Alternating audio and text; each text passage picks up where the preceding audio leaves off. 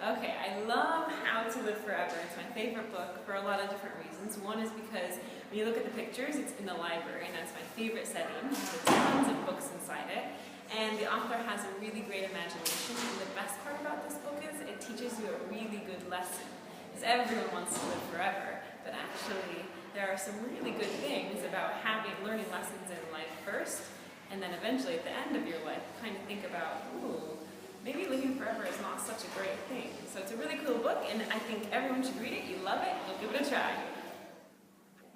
Okay, my favorite book is Stephanie's Ponytail, I think for obvious reasons.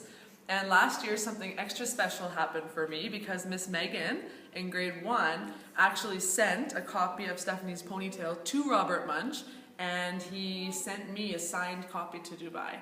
So there's another reason why this is a super cool story. I love Night of the Veggie Monster. It's one of my favorite books because it makes me laugh.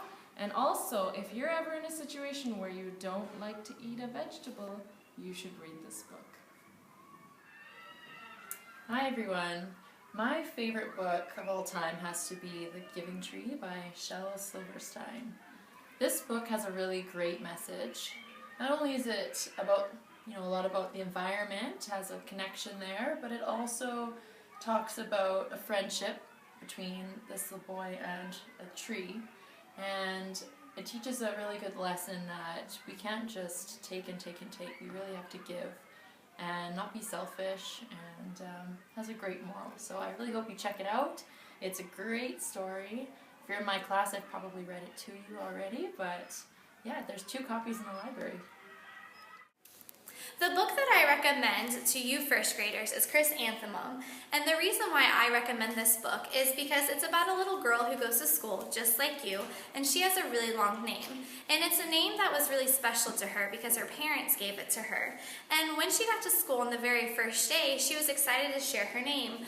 But actually what ended up happening is her classmates made fun of her, and she didn't feel so special anymore. But then this amazing teacher came along, and she had a really long name too. And she made Chrysanthemum feel really special about her name, and made Chrysanthemum feel that her name was actually special and it was okay to have a long name just like she did. And I have a connection to this book because at first I was really worried about my name, Miss Natasha. That's kind of long and it's difficult to spell, but then a special teacher came along to me and made me feel special about it too. So if you're ever feeling down or not special enough, make sure you check out this book because she'll remind you about how special you are. Yeah. My favorite book is Miss Nelson is Missing because it teaches kids a good lesson. Hi guys, one of my favorite books is Hello Ruby and Adventures in Coding. This is about a little girl named Ruby who loves to solve problems, and she has a huge imagination and she tries different ways to solve those problems, and she always asks her friends for help. It's a great book. Try it. Hi guys, I'm here today to talk about my favorite book.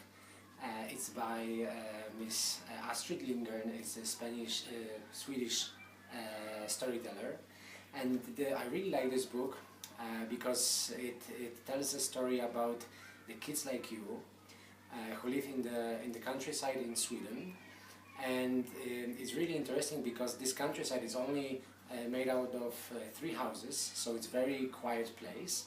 But the kids, with their amazing adventures, they make it very, very noisy.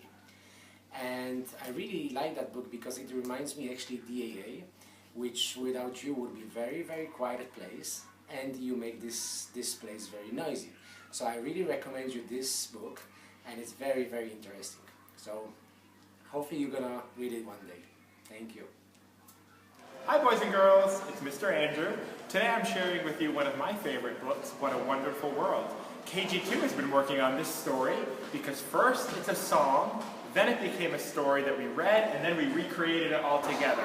I love the story because it reminds us of all the wonderful things we have in our world and all the great things that surround us. So if you need something to read and to sing, try What a Wonderful World.